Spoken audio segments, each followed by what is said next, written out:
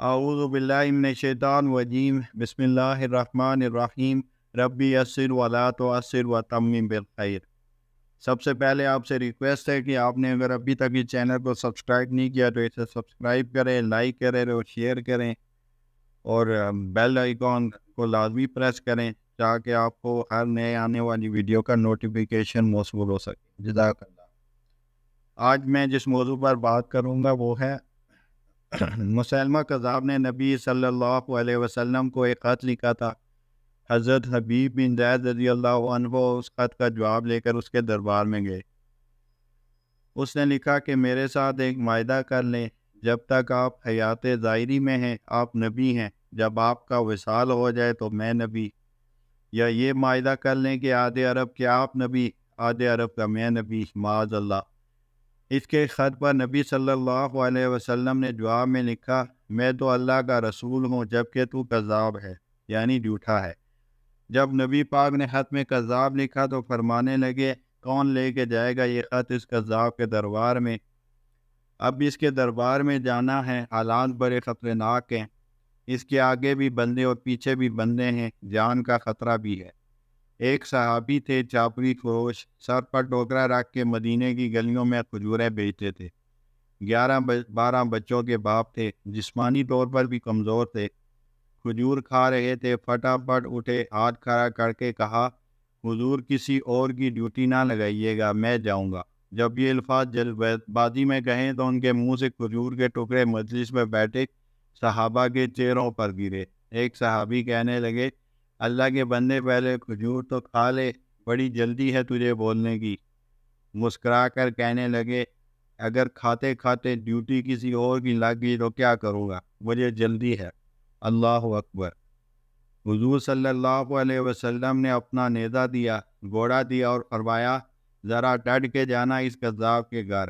وہ صحابی عقیدت سے نظریں جھکا کر کہنے لگے، محبوب خدا آپ فکر ہی نہ کریں۔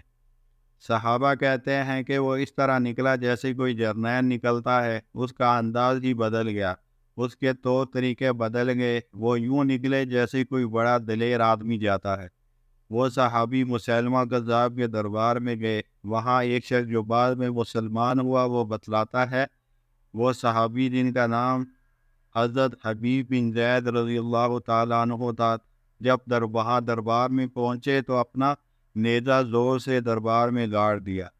مسیلمہ ٹھٹک کے کہتا ہے، کون ہو آپ؟ غراتے ہوئے فرمانے لگے، مجھے چہرہ دے کے پتہ نہیں چلا کہ میں رسول اللہ صلی اللہ علیہ وسلم کا نوکر ہوں؟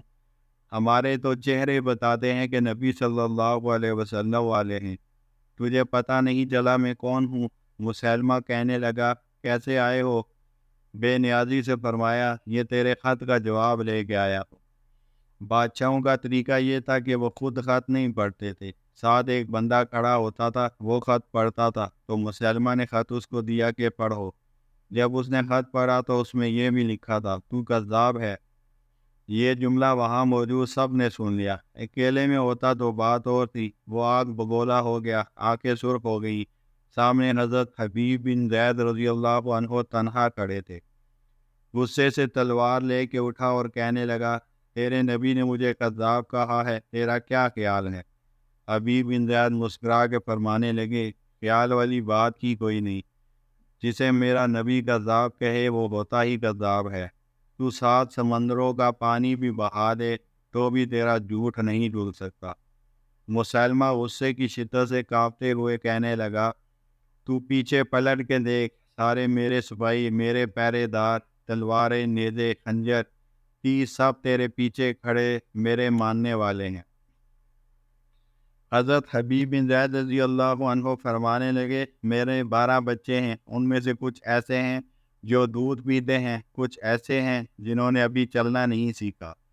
میں جب رسول اللہ صلی اللہ علیہ وسلم کا پیغام لے کر نکلا تھا تو میں نے پلٹ کے بچے نہیں دیکھے، تو تیرے پہرے دار کیسے دیکھ لوں؟ جو جی میں آتا ہے کر، غلام محمد صلی اللہ علیہ وسلم جان دینے سے نہیں ڈرتے۔ مسیلمہ نے زور سے تلوار ماری، بازو کاٹ کے گر گیا، کہنے لگا، اب بول، اب تیرا کیا خیال ہے؟